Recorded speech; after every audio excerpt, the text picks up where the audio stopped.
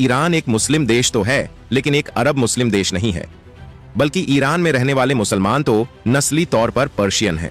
इन लोगों की अपनी ही एक रीच हिस्ट्री है और अपने इस इतिहास पर इन लोगों को बहुत ज्यादा नाज भी है।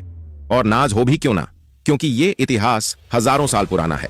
मतलब ईरान की जो सिविलाइजेशन थी, जो सभ्यता थी, वो दुनिया की सबसे पुरानी 2-3 गिनी चुनी सभ्यताओं में से एक हुआ करती थी। दोस्तों, साइरस द ग्रेट, जिनको आज भी दुनिया के सबसे ताकतवर और सबसे मशहूर बादशाहों में से एक बादशाह माना जाता है, जिन्होंने दुनिया की सबसे बड़ी सल्तनत में से एक सल्तनत कायम की थी, और जिनके बारे में तो बहुत सारे मॉडर्न मुस्लिम स्कॉलर ने तो ये दावे भी किए थे। और रिसर्च से यह पता चलता है कि शायद यही साइरस द ग्रेट वही जुल्करनैन थे कि जिनका जिक्र कुरान में है। तो मैं आप लोगों को यह भी बताता चलूं कि साइरस द ग्रेट का ताल्लुक ईरान से हुआ करता था, बल्कि ये तो ईरान के अभी तक के इतिहास के सबसे मशहूर हुक्मरान गुजरे हैं। अब अगर दोस्तों आज के ईरान पर अगर नजर डाली जाए तो इसका पूरा नाम है इस्लामिक रिपब्लिक ऑफ ईरान, जबकि इस देश का पुराना नाम हुआ करता था पर्शिया। बात कर ली जाए अब अगर झंडे की, तो दुनिया के दूसरे देशों की तरह ईरान का झंडा भी 3 रंगों से मिलकर बनता है, जबकि इसके बीच में जो दूर से एक सिंबल सा महसूस होता है कि मानो वह एक लोगो है, वो दरअसल करीब से देखने पर पता चलता है कि कुछ और नहीं बल्कि अल्लाह लिखा हुआ है, जो ईरान के कट्टर मुस्लिम देश होने को रिफ्लेक्ट करता है। दोस्तों, इस देश की राजधानी का नाम तेहरान है और जमीनी एतबार से भी काफी बड़ा देश माना जाता है, बल्कि मिडिल ईस्ट में सऊदी अरब के बाद यह दूसरा सबसे बड़ा देश है। और दुनिया के एंगल से भी देखें तो इसके हिसाब से इसकी रैंक लगभग 17 के करीब मानी जाती है।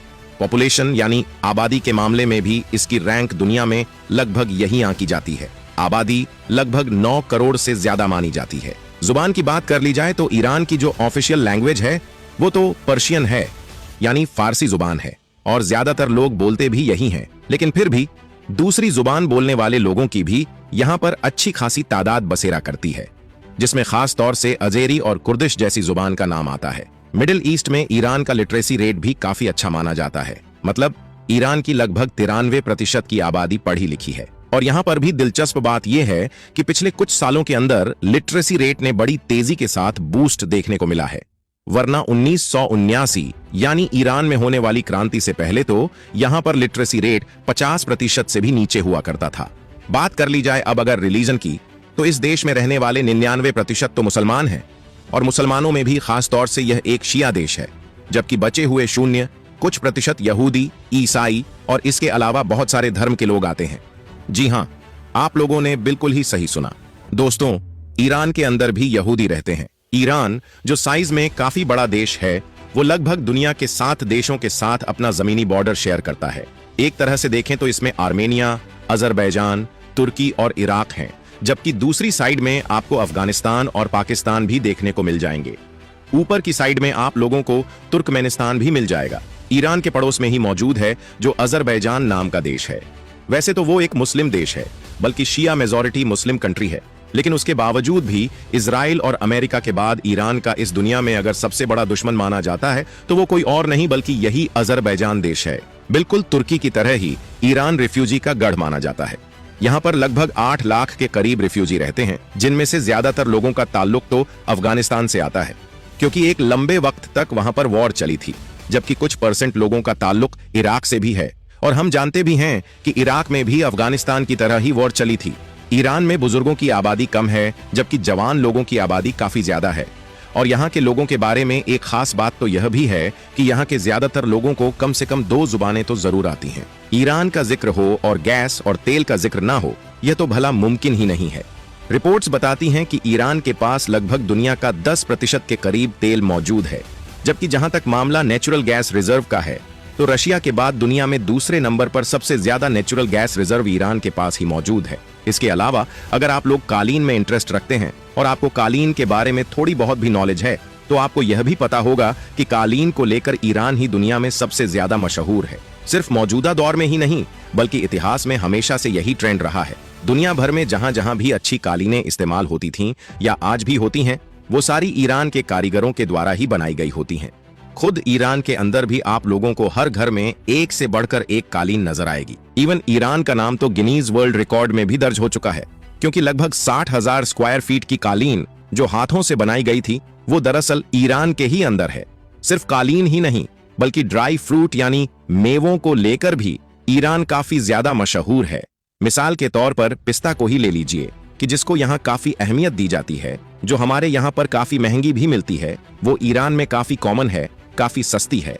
और वजह यही है कि ईरान के अंदर इसकी खूब पैदावार होती है। इवन आज दुनिया में जितने भी पिस्ता मौजूद हैं, उसमें सिर्फ और सिर्फ 15 से 20% ईरान के द्वारा ही सप्लाई की जाती है। पिस्ता के बाद केसर में तो ईरान दुनिया का नंबर 1 देश माना जाता है। मतलब दुनिया के ज्यादातर केसर ईरान में ही पैदा होती हैं और दुनिया में 90% केसर को सिर्फ और सिर्फ ईरान के द्वारा एक्सपोर्ट किया जाता है। इन सब चीजों के अलावा ईरान के लोगों से जुड़ी हुई एक और चीज जो आप में से शायद बहुत सारे लोगों को बहुत अजीब भी लगे, वो ये है कि ईरान में नोज सर्जरी का कल्चर काफी आम बात है। मतलब यहाँ के लोग खूबसूरत बनने के लिए या अपने फेस की खूबसूरती को बढ़ाने के लिए नाक की सर्जरी करवाते हैं। ये ट्रेंड ईरान के अंदर इतना ज्यादा आम हो चुका है कि आज के दौर में तो हर दूसरे तीसरे इंसान में आप लोगों को एक इंसान नाक की सर्जरी करवाया हुआ मिल जाएगा। अब जब ईरान में ट्रेंड ज्यादा है तो जाहिर है इससे जुड़ी हुई चीजें ईरान के अंदर काफी एडवांस हो चुकी हैं। मतलब ईरान के अंदर सर्जन या फिर इससे जुड़ी हुई बाकी फैसिलिटी वगैरह काफी बेहतर हो चुकी है। रिपोर्ट बताती है कि हर साल एक बड़े नंबर में मिडिल ईस्ट या बाकी दुनिया के इलाकों से बेशुमार लोग ईरान में सिर्फ और सिर्फ इसलिए ही आते हैं ताकि वो अपने नोज का ट्रीटमेंट करवा सकें, मतलब सर्जरी करवा सकें। ईरान के लोग चेहरे से तो खूबसूरत होते ही हैं, खास तौर से उनकी महिलाएं, क्योंकि जितनी भी अलग अलग तरह की रिपोर्ट्स आती रहती हैं, इवन यूरोपियन देशों की तरफ से भी जो स्टैंडर्ड तय किए जाते हैं और जितनी रिपोर्ट्स वगैरह इस तरह की लॉन्च की जाती हैं, उनमें ईरान की महिलाओं को दुनिया की सबसे खूबसूरत औरतों में गिना जाता है। लेकिन साथ ही साथ यह लोग दिल से भी काफी फ्रेंडली नेचर के होते हैं दोस्तों। स्पेशली पिछले कुछ सालों से जब से ब्लॉगिंग का ट्रेंड शुरू हुआ है और लोगों ने अलग अलग देशों में जाकर ब्लॉगिंग वगैरह शुरू की है, तब से ही वाकई दुनिया के सामने ईरान के आम लोगों की, वहां के कल्चर की और वहां के लोगों के नेचर की एक अलग ही तस्वीर निकल कर आई है। बात कर ली जाए अब अगर खान पान की, तो बाकी मिडिल ईस्ट के देशों की तरह यहाँ पर भी नॉनवेज काफी ज्यादा पसंद किया जाता है और उसमें भी चिकन को सबसे ज्यादा पसंद किया जाता है। वैसे आप लोगों को यह भी बता दूं कि भारत, पाकिस्तान और बांग्लादेश जैसे देशों से उलट ईरान के अंदर क्रिकेट वगैरह नहीं बल्कि सबसे मशहूर खेल फुटबॉल को माना जाता है। वहां की जो फुटबॉल टीम है वो काफी मजबूत मानी जाती है। यही वो वजह है कि आपने नोटिस किया होगा कि जितने भी दुनिया भर में फुटबॉल के टूर्नामेंट होते रहते हैं, उनमें ईरान का अक्सर कहीं ना कहीं पर नाम आता रहता है। सिर्फ मेल ही नहीं बल्कि ईरान की तो फीमेल फुटबॉल टीम भी है जो दुनिया भर में खेलती रहती है, लेकिन हाँ, हिजाब के साथ। दोस्तों, हिजाब का जिक्र आ गया तो मैं आप लोगों को यह भी बता दूं कि आज से 40 या 45 साल पीछे जाने पर, यानी 1979 से पहले का ईरान बिल्कुल उल्टा हुआ करता था। वहां पर रजा पहलवी की हुकूमत थी जो अमेरिका के इशारों पर चला करती थी। दोस्तों, बात सिर्फ हुकूमत की नहीं थी बल्कि ईरान की सड़कों का नजारा बिल्कुल अलग हुआ करता था, क्योंकि जहां एक तरफ आपको इस्लामिक माहौल नजर आता है, उस दौर में ईरान बड़ी तेजी के साथ यूरोपियन कल्चर की तरफ आगे बढ़ रहा था।